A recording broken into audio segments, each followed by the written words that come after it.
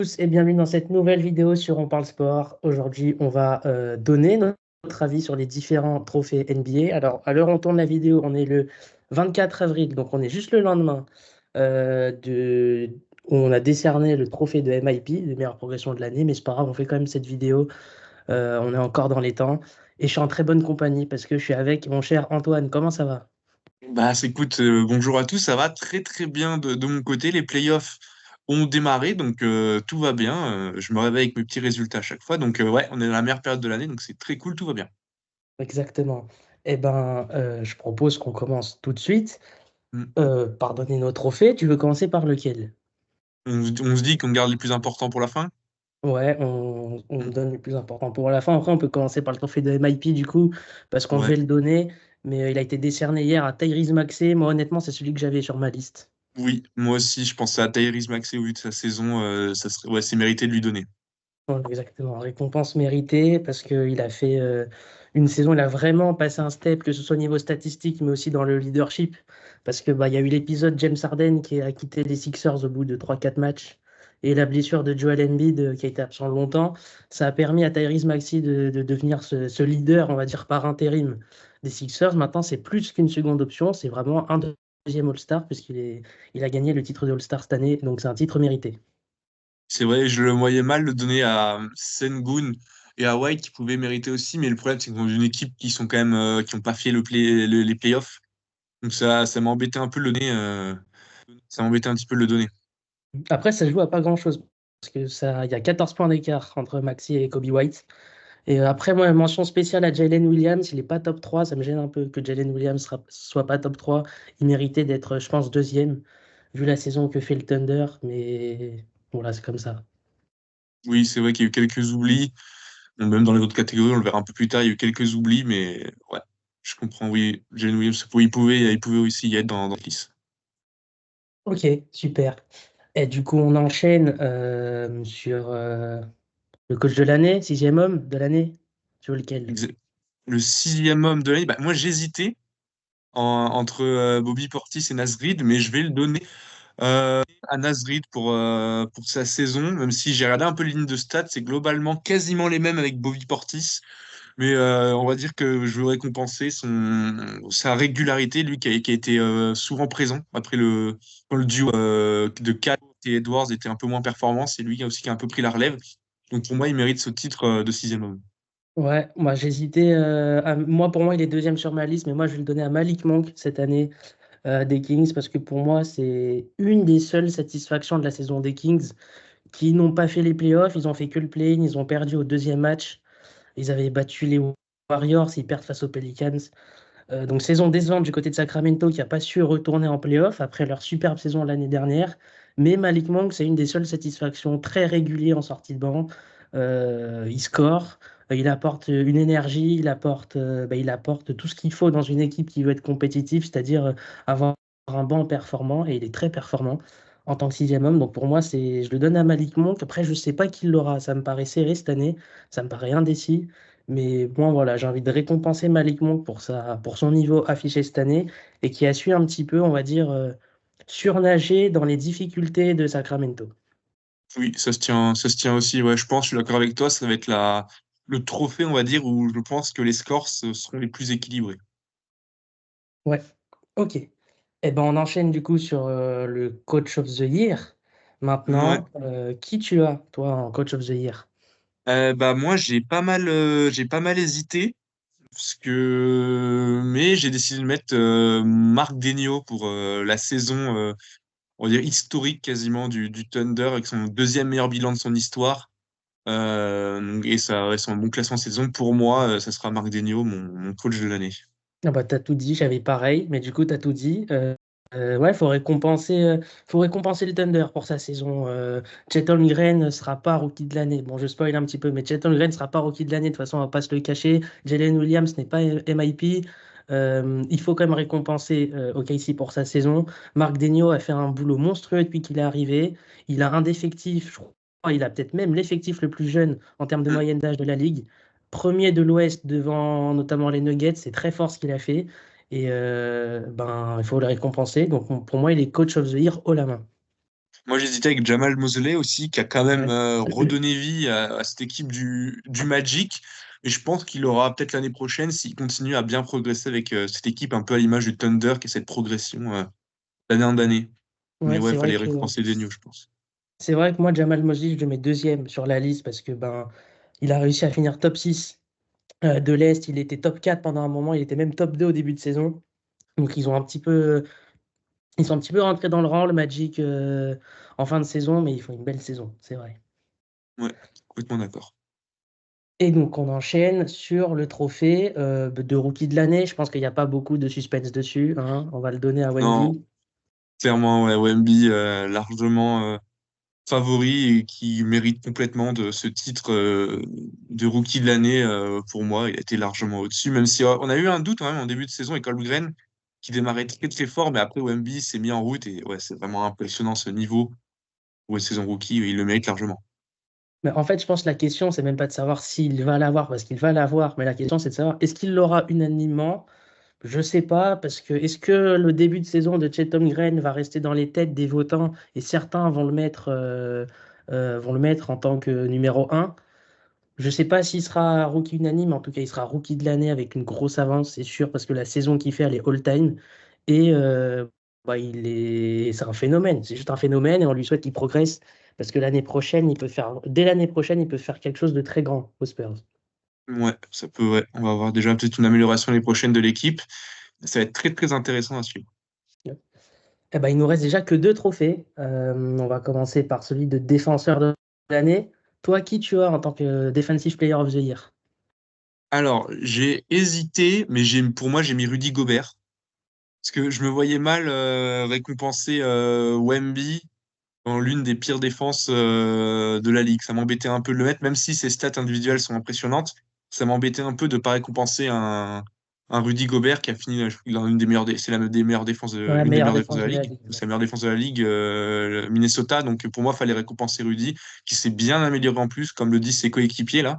Et ouais, il a bien progressé et il mérite logiquement, c'est quoi, son quatrième? Ils sont de quoi? C'est ouais, ils sont quatrième en carrière, ouais. Son quatrième ouais, donc ouais, pour moi, Rudy Gobert mérité. Moi, j'ai pareil. J'ai aussi Rudy Gobert en défenseur de l'année pour les mêmes arguments que toi. Alors, Wemby, individuellement, je pense qu'il est plus fort défensivement individuellement que Rudy Gobert. Ouais, Meilleur contreur de la ligue. 3,5 contre en 28 minutes, c'est absolument monstrueux. Mais les Spurs, 21e défense de la ligue, tu peux pas donner un trophée de défenseur de l'année qui est dans ses critères, c'est aussi les performances collectives. Donc, je pense qu'il l'aura l'année prochaine. OMB, il va l'avoir l'année prochaine et pour les 15 prochaines années. Mais cette année, il est pour Rudy Gobert. Après, mention spéciale aussi à Bama Adebayo, qui sera troisième, qui fait une très belle saison. Anthony Davis fait une très belle saison. Herb Jones aussi, aux Pelicans, fait une très belle saison. Mais il peut pas échapper à Gobert. Meilleur défenseur de la meilleure défense de la ligue. C'est juste injouable. c'est vrai, mérité. Et tu comprends qu'il n'y ait pas Anthony Davis dans ce top 3? Je pense qu'il aurait mérité d'être dans le top 3 à la place de Bama Adebayo. Après, en fait, ils font tous une bonne saison. Bama Adebayo est très bon à Miami, il mérite sa place. Mais il la mérite autant que Anthony Davis, il la mérite autant que Herb Jones. Et il fallait mettre un troisième. Ils ont choisi euh, Bama Adebayo, mais je pense qu'Anthony Davis sera quatrième. Juste derrière, ça doit se jouer à Oui, très peu. Mais voilà. oui, je suis d'accord avec toi. Ouais, je pense qu'il sera ouais, dans le top 5. Ouais. Il sera pas loin, je pense. Et ben, on va finir par le trophée peut-être le plus important, celui qui va faire parler le plus, le trophée de MVP. Moi, j'ai envie de commencer par toi. Qui tu as MVP de cette saison?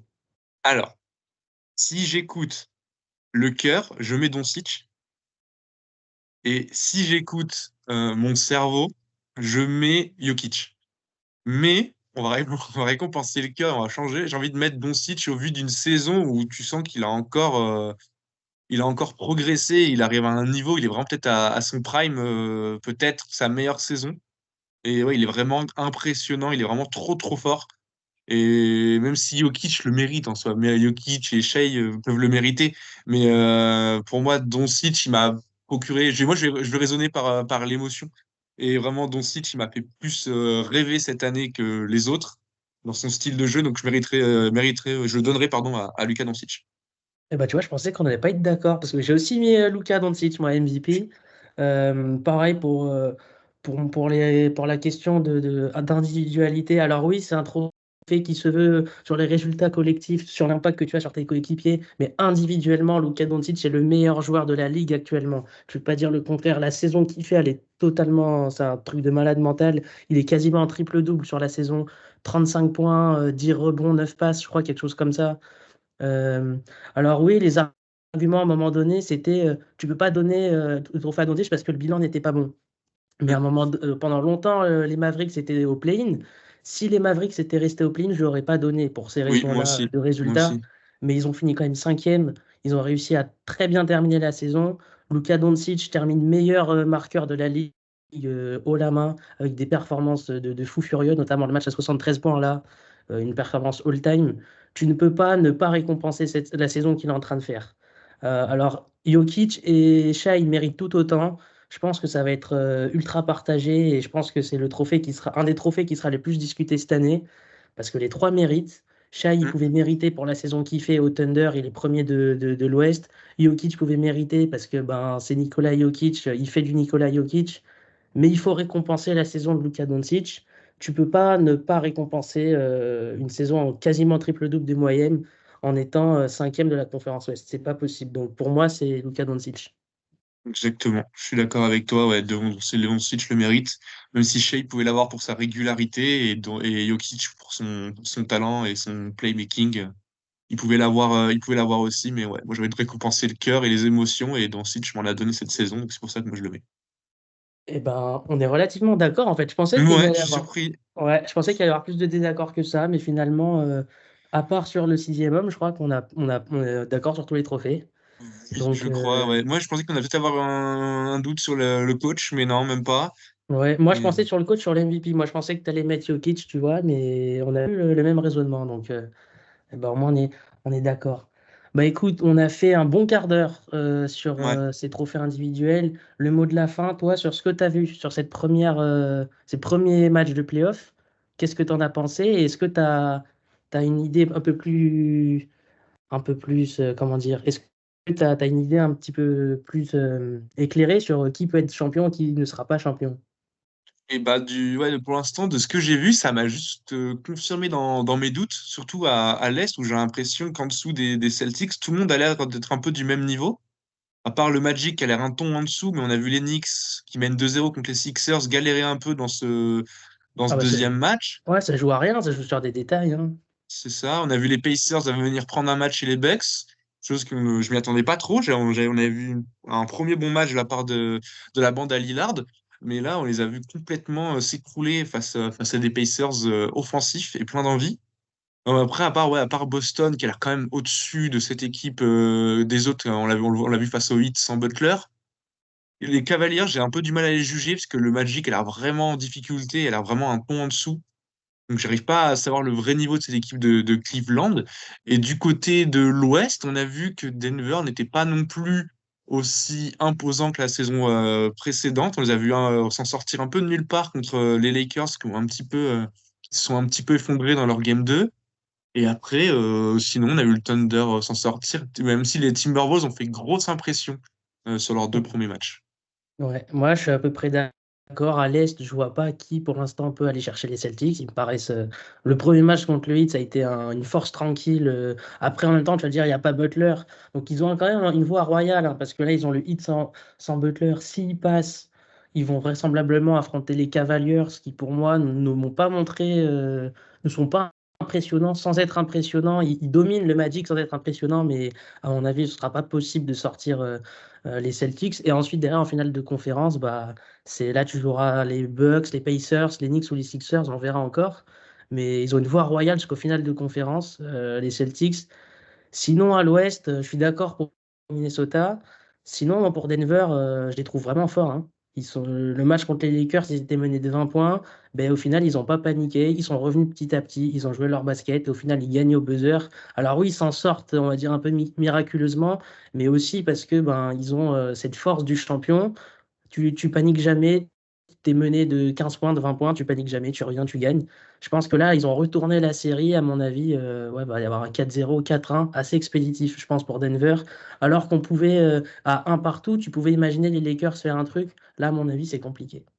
Oui, moi je pense aussi, ouais, là ils viennent de plier le truc. Ah ouais, s'ils basculaient un partout, mais oui, oui, je pense que je suis d'accord avec toi. Peut-être les Lakers arriveront à en piquer un vraiment difficilement à 3-0 ou à 2-0, mais ouais, je les vois pas ensuite revenir. Donc ouais, je suis d'accord avec toi pour Denver. Après, oui, on peut le lire de différentes manières. Est-ce qu'on peut le lire c'est la force du champion, ils ont réussi à revenir? On peut se dire pourquoi ils avaient aussi 20 points de retard avant les dernières minutes de jeu. Ouais, c'est les deux. Je pense que Los Angeles perd le match tout seul, ils sont sortis de leur match. Mais je pense qu'aussi Denver a toujours cru. Et parce qu'ils justement ils sont champions, ils ont dit ben le match, il n'y avait que 20 points, il restait toute une mi-temps à jouer. Ben, ils ont tout remonté en une mi-temps et au final, je pense que c'est un peu des deux. Mais je pense que si c'était pas les Nuggets en face, peut-être que les Lakers auraient gagné ce match. Donc Ouais, ouais, c'est vrai, c'est vrai. Et on n'a pas parlé de Mavs Clippers. Je sais pas ce que tu en penses de ce début de série. bah Qu'on a vu écoute, sur le premier match, ben, on a vu des Clippers bien au-dessus. Et sur le Ouais, deuxième match, ben, les Mavs ont bien réagi, hein. Les Mavs ont bien réagi. Sur le premier match, on a vu un duo Doncic-Irving. Alors Doncic a quand même bien scoré. Je crois qu'il a mis une trentaine de points, mais ressenti 10. Tellement ouais, il a forcé ses shoots, il n'était pas dedans. Même dans l'attitude, il n'y était pas. Bah là, dans le match 2, ils ont réagi, les Mavericks, et puis ils ont égalisé, et puis ils ont récupéré l'avantage du terrain, parce que les deux prochains matchs seront à Dallas. Si Dallas prend les deux de suite chez eux, ils mèneront 3-1. Et ils peuvent faire un gros coup en sortant les Clippers que la plupart voyaient favoris sur cette série. Donc je pense que tout est à jouer, encore un partout. Tu auras deux matchs à Dallas. Soit une équipe fait le trou et mènera 3-1, soit il y aura égalité et à mon avis on ira en 7 matchs. ok. Ouais. Pour moi, je pense que Dallas, ça fait la diff et j'ai peur que Dallas accélère. On l'a vu, leur pire match ne se reproduira pas et ouais, j'ai peur que ça devienne compliqué pour les Clippers. Une autre série sur laquelle je vais t'interroger, c'est ce Knicks Sixers. On a vu des Knicks s'en sortir avec beaucoup de force collective face aux Sixers. Ils mènent 2-0, ils ont fait le plein chez eux. Là, la série repart dès ce soir à Philadelphie.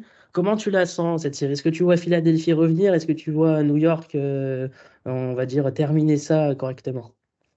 Bah, je m'attendais on a vu un premier match où New York a globalement géré sa rencontre et s'est imposé logiquement. Hier, c'était quand? Il y a 2 jours, on a vu un deuxième match où Brunson était un petit peu dans le dur. Ouais, il est dans le Et dur depuis le début de la série, ouais. on a vu des Sixers quand même revenir malgré un Embiid sur une jambe et avec un Tyrese Maxey vraiment à fond. Et ça va pas être si facile que ça pour les Knicks, surtout chez les Sixers avec un Tyrese Maxey qui va être content d'avoir récupéré son trophée, qui va être encore plus boosté qu'avant, plus un Embiid qui, au fur et à mesure que les jours passent, logiquement se remet de sa blessure, donc reprend un petit peu plus, je pense. Mais ouais, attention, vaut mieux en gagner un là pour les Knicks Ouais. rapidement là. Ouais, je suis d'accord parce que si New York revient à deux partout, tu auras un match 5 à New York à deux partout, le momentum est inversé, ouais, tout est inversé, les Sixers peuvent tout retourner. Après, Embiid, il est vraiment en difficulté physique. Alors, il met 35 points parce que c'est Joel Embiid et parce qu'il est très fort. Mais ça se voit qu'il est physiquement, il est cuit. Et en plus, l'image qui est inquiétante, c'est qu'il ne cligne que d'un œil. Et j'ai l'impression qu'il a une Hum, partie du visage qui est paralysée. Ça, c'est dû aux antidouleurs parce qu'il doit jouer sous infiltration ou sous antidouleur. Et donc, il est en train de forcer de fou sur sa jambe. Donc après, avoir le choix que va faire les Sixers, mais de toute façon, ils n'ont plus le choix, ils sont obligés de forcer sur Embiid s'ils veulent espérer s'en sortir dans cette série.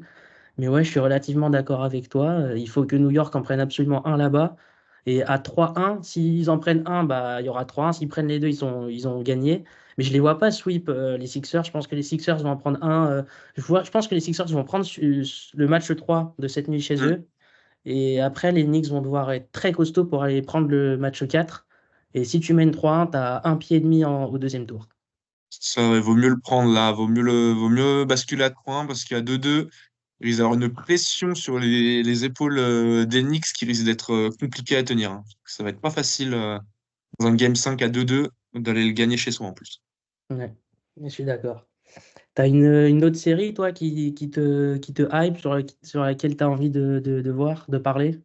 Je crois que je les ai à peu près toutes abordées. Bah, j'ai bien suivi là, cette nuit le Bucks Pacers, où bah, forcément, quand Lillard est dans ce niveau-là, c'est juste. Enfin, cette première période plutôt, où il a été vraiment exceptionnel. Comme au premier match face aux Pacers, voilà, dès qu'il est à ce niveau-là, on sent que les playoffs lui avaient manqué. Ah bah Après, c'est playoff Lillard, hein. En même temps, après sa purge chez les Blazers, là, on sent que ça va beaucoup mieux et que on sent qu'il est vraiment dans son élément, les playoffs, et c'est là où il est le meilleur.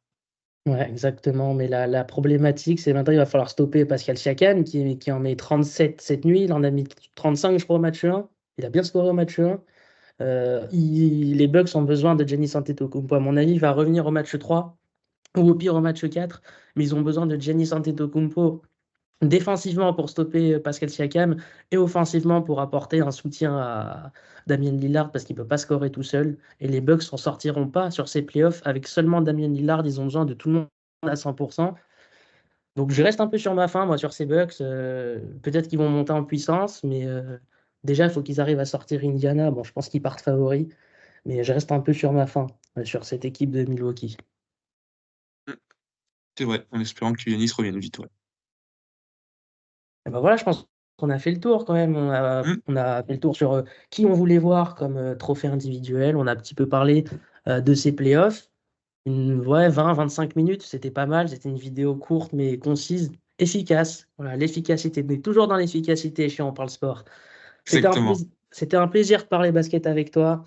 Merci à tous de nous avoir suivis. N'hésitez pas à vous abonner à la chaîne YouTube, à nos différents réseaux sociaux, TikTok, Instagram, Twitter. Et je n'oublie pas, je crois, c'est bon. Normalement, t'as fait le tour, ouais, t'as fait Ouais, le j'ai fait le tour. tour. En tout cas, n'hésitez pas à vous abonner à tous nos réseaux. Et puis, rendez-vous très bientôt sur On Parle Sport. Ouais, Salut. à bientôt.